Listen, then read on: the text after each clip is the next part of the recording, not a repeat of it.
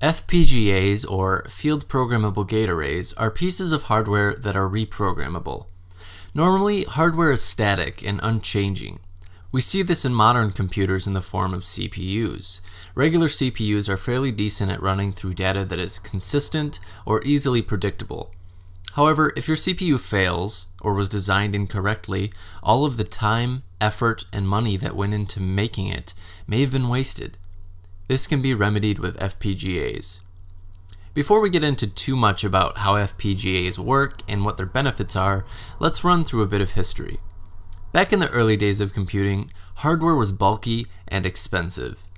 A computer in the 1940s would have taken up entire rooms, costed upwards of millions of dollars, and computations would happen slow enough to be noticed with the human eye.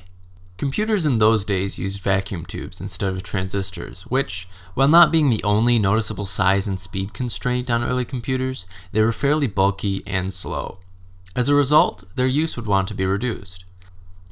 It wasn't until 1947 when transistors were invented, and it wasn't until 1953 that transistors began becoming commercially viable as a replacement for vacuum tubes, both in space and efficiency.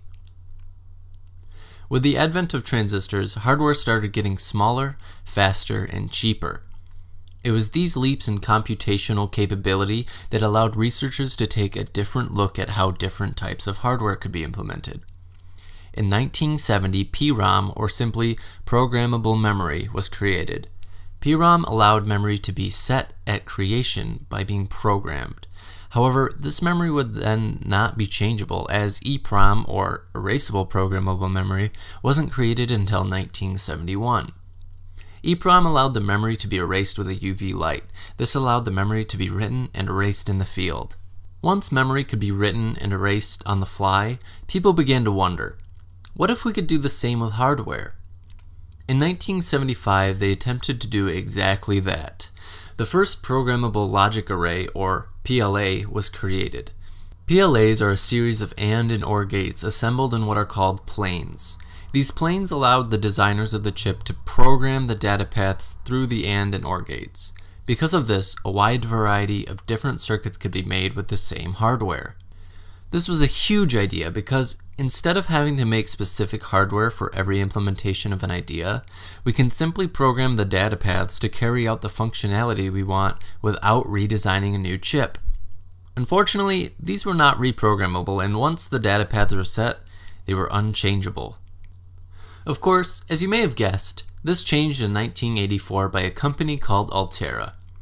They created the first reprogrammable logic device that they dubbed the EP300.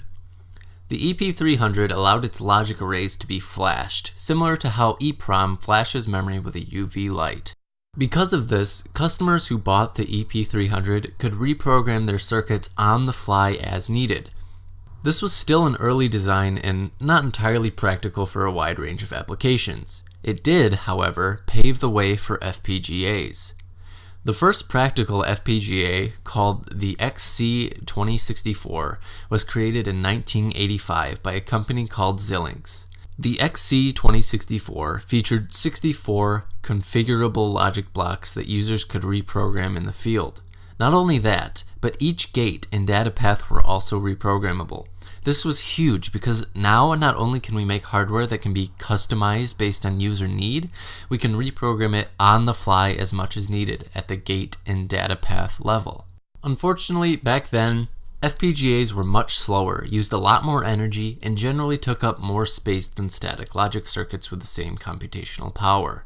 This changed over the years, and more recently, FPGAs are nearly neck and neck in terms of energy consumption, speed, and space with modern static logic circuits. Nowadays, FPGAs are all over the place. We have multi-FPGA and micro-CPU hybrids, and in 2010, the first all-programmable system was created by, yet again, Xilinx. As a show of how much the FPGA market has increased since the 1980s, we can look at the market share. The market share of FPGAs went from just tens of millions of dollars in the 1980s to around $5.5 billion in 2013. This incredible leap in the market share of FPGAs shows just how popular they're becoming in the world today. So why have FPGAs gotten so big in the market today? Well, for starters, our dependencies on technologies have increased exponentially over the years. With advances in aerospace, communication, medicine, and even just general computing, our needs for new and more powerful technology are increasing exponentially as well. FPGAs are used in many of these fields as well as several others. In aerospace, we can take a look at a recent expedition you may be aware of, the Mars Curiosity rover. The camera systems on Curiosity use a Xilinx space-grade FPGA, which helps it to send back the data and pictures it collects back to Earth. Now, why would they use an FPGA instead of a basic CPU for this? Because once you send out a rover or a satellite or a probe into space, it becomes extremely difficult to access that device. If changes were needed to the system because of, say, radiation damage to one part of the system, or the design that was made initially was just flawed, you wouldn't be able to do anything about that with a regular CPU. This is where FPGAs come in because they let you update the hardware itself from even millions of miles away. So, if in Curiosity's case, we found out that the circuits the cameras used were failing to send the signals back to Earth like we wanted, we could reprogram them from Earth and fix whatever was the problem. You can't do that with regular static hardware. Aerospace isn't the only application of FPGAs, however. They are used in the medical field in MRIs, CT scans, ultrasounds, and X-rays. FPGAs are helping to keep countless people alive every day because of their benefits in the medical field. FPGAs are used in high-performance computing in the cases of supercomputers, data centers, and data mining. Without them, much of our online lives would be made much more difficult, and high computational calculations could take much longer or never get solved in the first place. A big application of FPGAs is in the field of communication. We mentioned that Curiosity used FPGAs to transmit data millions of miles through space, but we use FPGAs here on Earth for similar purposes.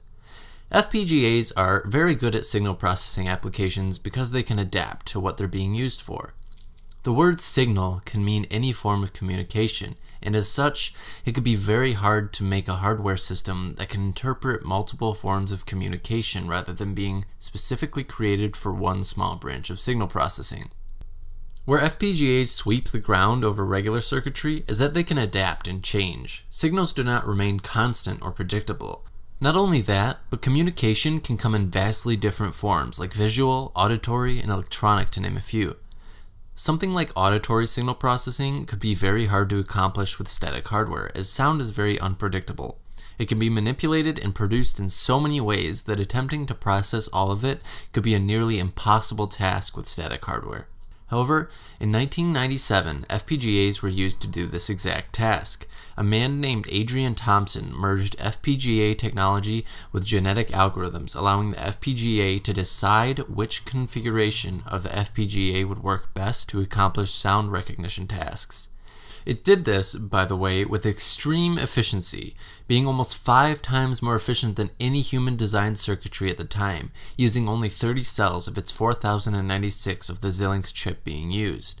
This alone shows how powerful FPGAs can be. With just a bit of different thinking and applying different ideas to technology we already have, we can greatly improve tasks that are normally very difficult or impossible to complete. So, we've talked about where FPGAs are used and what they're used for, but how do they work? What exactly makes FPGAs special compared to regular hardware? FPGAs' programmability are driven by what are called lookup tables. You can think of them as blocks of memory that hold a specific value until overwritten. These lookup tables are used along with their inputs in multiplexers to provide a custom output.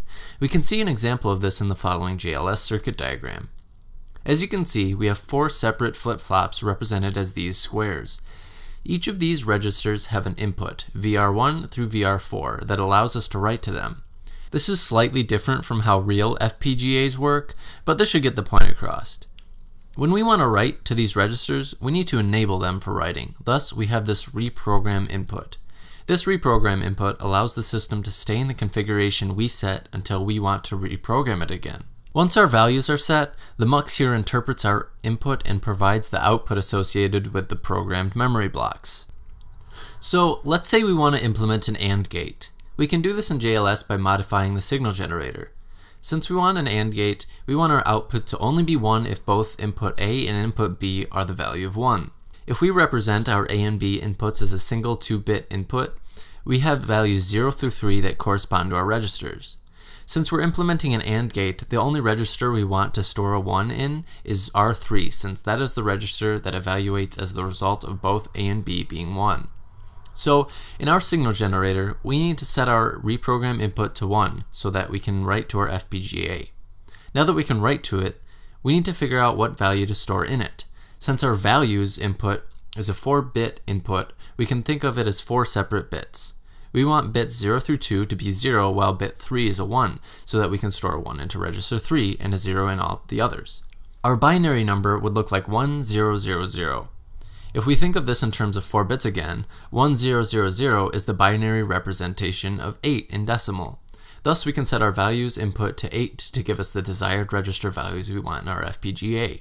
To start off, to show you how this works as an AND gate, we'll make input A and input B both 0. We should get 0 as our output, since 00, if represented as a decimal, is 0. Our muck should give us the value of register 0, which we set to 0. Running the simulation, we can see that we do in fact get 0 as our output. Let's try this again with both inputs A and B being 1. Now, since 1, 1 in binary is 3, we should get the third register's value as the output, which, if you remember, we set to 1 earlier. Running the simulation again, you can see that our output is 1 this time, exactly as you'd expect an AND gate to behave. Now that we've made an AND gate, let's show the true colors of FPGAs by reprogramming this to be an OR gate. So let's open up our signal generator again, and this time we need our register values to be 1110, since an OR gate outputs true if any one of its inputs are 1. So our value in binary is 1110, which converts to 14 in decimal. So we set our value inputs to 14 and set our reprogram value so that our FPGA can be reprogrammed. Let's set our inputs to 0 just to double check that we get 0. As before, 00 in binary is 0, so we should get the value of R0, which is 0. Running the simulation, you can see that the output is in fact 0. We can change these values to 0, 1, 1, 0, or 1, 1, and we should get a 1 as an output. I'm just going to try out 1, 0, run the simulation, and you can see that we do in fact get 1 as our output. Of course, real FPGAs are much more complicated than this. FPGAs are built up on multiple building blocks. The GLS circuit I showed you is just one lookup table. Real FPGAs assemble small memory blocks called slices, which are made up of multiple lookup tables.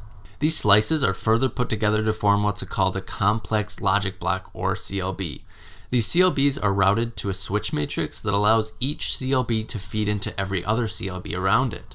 This lets us make complex logic circuits using any and all CLBs in the system sequentially. There are alternatives to FPGAs, and one we'll look at quickly are ASICs, or application-specific integrated circuits. These circuits are customized for specific use and usually have more complex design. They are also usually faster than FPGAs. FPGAs, however, have a faster time to market due to their simpler design and are reprogrammable. You can see some more of the advantages and disadvantages for FPGAs and ASICs in this chart. So, what does the future have in store for FPGAs? Well, hardware is becoming more and more optimizable with FPGAs. It is easy to see the possibilities in personal computers that could adapt to the way you use them rather than being the same for every person. Since we all use computers for different purposes, fully optimized computers for personal use could be much faster and more reliable for our own personal needs. We're also beginning to see a lot of artificial intelligence on the market today. AI currently is very strongly software-based, where the software changes based on the needs of the AI. With FPGAs, however, we could begin to see a push in the direction of AIs with both dynamic software and hardware. This could lead to advancements in countless fields such as medical sciences, computer science, as well as fields that rely heavily on predictive analysis like stocks and weather systems. FPGAs are becoming more and more powerful and used in a wider variety of applications. Knowing how they work and why we use them is an important step in helping us find the breakthroughs that happen as a result of clever technologies. We hope this video was informative and that you have a better understanding of what FPGAs are and the importance they have in the computing world. For more information on FPGAs, you can visit the sources listed at the end of this video, as this is where we got most of our information from. We hope you enjoyed this video and we thank you all for watching.